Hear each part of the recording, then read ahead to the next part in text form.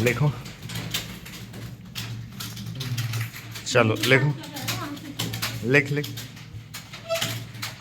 हिंदी के मूर्धन्य कवि सोहनलाल द्विवेदी ने जिस महान व्यक्ति का वर्णन करते हुए ऐसा लिखा है कि वे कोई और नहीं बल्कि भारत के राष्ट्रपिता मोहनदास करमचंद गांधी हैं।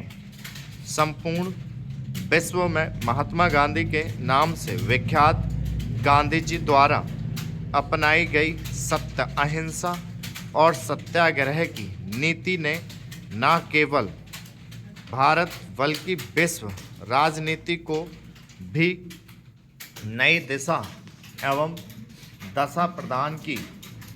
महात्मा गांधी का जीवन परिचय। महात्मा गांधी का जन्म 2 अक्टूबर 1869 को गुजरात के पोरबंदर नामक स्थान पर एक समृद्ध परिवार में हुआ था। उनके पिता करमचंद गांधी पोरबंदर के दीवान थे। उनकी माता पुतलीबाई अत्यंत धार्मिक प्रवृत्ति की महिला थी। घर के धार्मिक परिवेश का प्रभाव मोहनदास पर भी पड़ा, इसीलिए उन्होंने राजनीति में आने के बाद भी धर्म का साथ नहीं छोड़ा। गांधी जी की प्रारंभिक शिक्षा पोरबंदर के एक स्कूल में हुई। प्रवेश परीक्षा के बाद उन्हें उच्च शिक्षा के लिए भावनगर के श्यामलाल दास कॉलेज में भेजा गया, किंतु वहां उनका मन नहीं लगा। बाद में उनके भाई लक्ष्मीदास ने उन्हें बैरिस्टर की शिक्षा प्राप्त करने के लिए इंग्लैंड भेज दिया। इंग्लैंड जाने से पहले ही मात्र 13 वर्ष की आयु में उनका विवाह कस्तूरबा गांधी से हो गया था। 1891 ईस्वी में गांधी जी इंग्लैंड से बैरिस्टरी पास कर स्वदेश आए और बम्बई में वकालत प्रारंभ कर दी। गांधी जी के सामाजिक क्रांतिकारी जीवन का शुभारंभ 1893 ईस्वी में तब हुआ जब उन्हें एक मुकदमे के सिलसिले में दक्षिण अफ्रीका जाना पड़ा। वहां उन्होंने अंग्रेज़ों को भारतीयों एवं वहां के मूल निवासियों के साथ बहुत बुरा व्यवहार करते देखा। वहां अंग्रेज़ों ने कई बार गांधी जी को भी अपमानित किया। फलतः उन्होंने अंग्रेज़ों के अपमान के विरुद्ध मोर्चा संभालते हुए अपने विरोध के लिए सत्याग्रह एवं अहिंसा का रास्ता चुना। वे जब तक दक्षिण अफ्रीका में रहे, वहां बसे हुए भारतीयों एवं अश्वेतों को उनके मानव सुलभ अधिकार दिलाने का प्रयत्न करते रहे। उन्होंने अपने उद्देश्यों की पूर्ति हेतु अफ्रीका प्रवास के दौरान लोगों को शिक्षित करने के लिए अध्यापक के रूप में, गरीबों की सेवा के लिए चिकित्सक के रूप में, कानूनी अधिकार के लिए अधिवक्ता के रूप में एवं जनता को जागरूक करने के लिए पत्रकार के रूप में कार्य किए। अपने जीवन काल में उन्होंने अनेक पुस्तकों की रचना की। माई एक्सपेरिमेंट विद ट्रुथ उनकी विश्व प्रसिद्ध आत्मकथा है। गांधी जी द्वारा चलाए गए आंदोलन दक्षिण अफ्रीका में गांधी जी के द्वारा किए गए कार्यों की ख्याति भारत में भी फैल चुकी थी। इसलिए जब वे स्वदेश वापस आए तो उनका गोपाल कृष्ण गोखले एवं लोकमान्य बाल गंगाधर तिलक जैसे नेताओं ने भव्य स्वागत किया।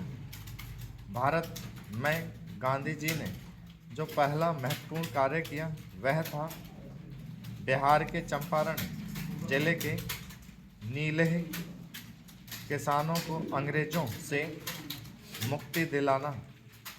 वर्ष 1917 में गांधी जी के सत्याग्रह के फलस्वरूप ही चंपारण के किसानों का शोषण समाप्त हो सका।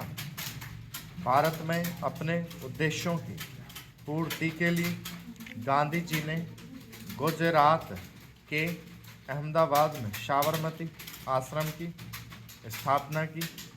इसके बाद अंग्रेज सरकार के विरुद्ध उनका संघर्ष प्रारंभ हुआ और भारतीय राजनीति की बागडोर एक तरह से उनके हाथों में आ गई थी। वे जानते थे कि सामरिक रूप से संपन्न ब्रिटिश सरकार से भारत को मुक्ति लाठी और बंदूक के बल पर नहीं मिल सकती। इसलिए उन्होंने सत्य और अहिंसा की शक्ति का सहारा लिया। अपने पूरे संघर्ष के दौरान उन्हें कई बार जेल भी जाना पड़ा। अंग्रेज़ों का विरोध करने के लिए वर्ष 1920 में उन्होंने असहयोग आंदोलन प्रारंभ किया। अंग्रेज़ों ने जब नमक पर कर लगाया तो गांधी जी ने 13 मार्च 1930 को अपनी दांडी यात्रा आरंभ की और 24 दिनों की यात्रा के पश्चात अपने हाथों से दांडी में नमक बनाकर कानून तोड़ा तथा सविनय अवज्ञा आंदोलन चलाया। इस बीच वे गांधी इरविन समझौते के लिए इंग्लैंड भी गए, किंतु यह समझौता अंग्रेज़ों की बदनीयती के कारण टूट गया।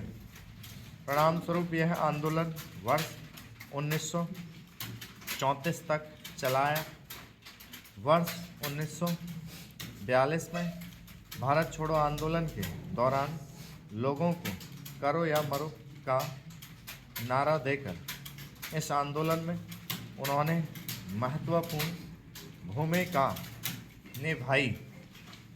गांधी जी के प्रयत्नों से अंततः भारत 15 अगस्त 1947 को स्वतंत्र हुआ।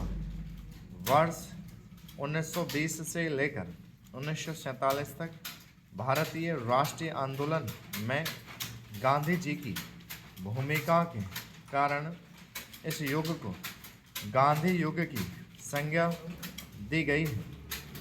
गांधी जी के सुधार एक राजनेता के अतिरिक्त गांधी जी ने एक समाज सुधारक के रूप में जातिवाद, छुआछूत, नशाखोरी, बहुविवाह, पर्दा प्रथा तथा सांप्रदायिक भेदभाव को समाप्त करने के लिए अनेक कार्य किए। गांधी जी जीवन भर हिंदू मुस्लिम एकता के पक्षधर रहे, किंतु आज़ादी मिलने के बाद वे इस एकता को बनाए नहीं रख सके। इसलिए धर्म के नाम पर जब भारत के विभाजन की बात शुरू हुई तो वे बहुत दुखी हुए। वे नहीं चाहते थे कि विभाजन हो, परंतु परिस्थितियां ऐसी बन गई कि विभाजन को नहीं रोका जा सका। दुख की बात यह है कि गांधी जी को समझने में हिंदू और मुसलमान दोनों से ही भूल हुई। कट्टरपंथवादी मुस्लिमों की प्रतिक्रिया में भारत में भी एक कट्टरवादी हिंदू संगठन पैदा हो गया। सब